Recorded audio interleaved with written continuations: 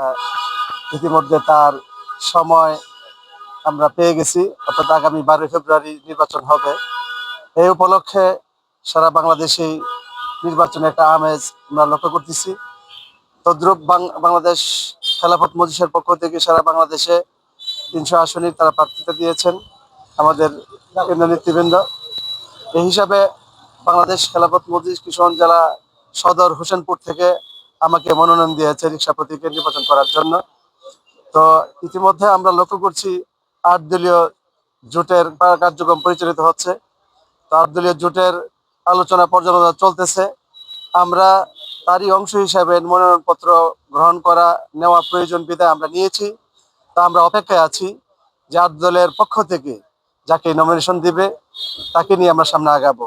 আমাকে যদি নমিনেশন দেয় আমি মাঠে থাকবো, সকলকে নিয়ে আমি কাজ করব। যদি অন্যথায় অন্য কেউ দেয় সেক্ষেত্রেও আমরা সবাইকে নিয়ে ইনশাল্লাহ মাঠে থাকবো। আগামী দিনে যেন ইসলামের বিজয় হয়, খেলাফতের বিজয় হয় এবং একটা ইনসাফ ন্যায় ভিত্তিক রাষ্ট্র প্রতিষ্ঠা হয়, এই জন্য আমরা কাজ করে যাচ্ছি। এবং বিশেষ করে কিশোরগঞ্জ শহরের উন্নয়নের জন্য আমাদের সর্বোচ্চ চেষ্টা থাকবে। বিশেষ করে যানজট, যে যানজটের কারণে আজকে কিশোরগঞ্জ একটা অত্যন্ত কঠিন অবস্থা, এই মাথা থেকে সেই মাথা যেতে গিয়ে প্রায় 1-1.5 ঘন্টা 2 ঘন্টা সময় পর্যন্ত লেগে যায়। এটা নিঃসনের লক্ষ্যে সর্বোচ্চ চেষ্টা আমাদের থাকবে। এবং নরসুন্দা নদী যে মাঝখানে যে ময়লা আবর্জনা হয়ে অথচ একটা বিশাল স্থান রয়েছে, এই স্থানটাকে যদি আমরা পরিকল্পিতভাবে একটা ফ্লাইওভার করে ডান বামে রাস্তা করে দিয়ে সিস্টেম করা যায়, তাহলে একটা সুন্দর ব্যবস্থাপনা হতে পারে, যেটা অতীতের কোনো এমপি বা কোনো উদ্যোগ নেয় নাই। আমাদের ইচ্ছা আছে কিশোর শহরটাকে একটা মডেল শহরে পরিণত করব।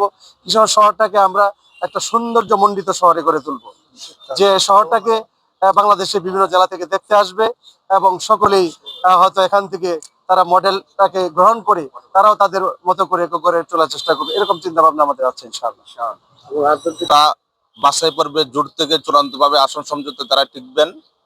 তাদেরকে কেন্দ্র থেকে নির্দেশনা দেওয়া হয়েছে মনোনয়ন ফরম সংগ্রহের জন্য।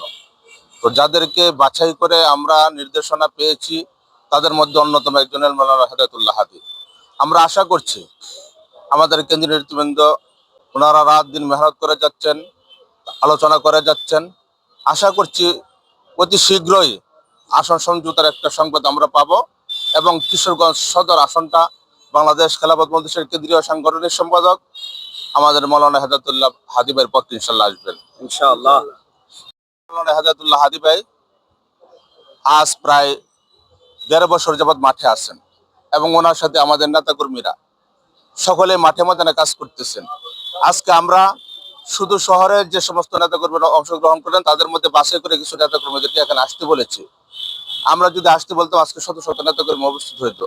এজন্য আজকের এই ছোট্ট পরিসর থেকে আমি কেন্দ্রীয় নেতৃবৃন্দ এবং জোটের নেতৃবৃন্দদের প্রতি দৃষ্টি আকর্ষণ করব যে বৃহত্তর স্বার্থে আসনটাকে টিকে রাখার স্বার্থে লড়াইয়ে যেন আমরা জয় হতে পারি।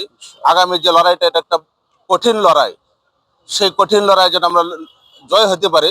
ইনশাল্লাহ বাংলাদেশ খেলাফত মজলিসের কর্মী বাহিনী প্রস্তুত আছেন, নেতাকর্মী প্রস্তুত আছেন।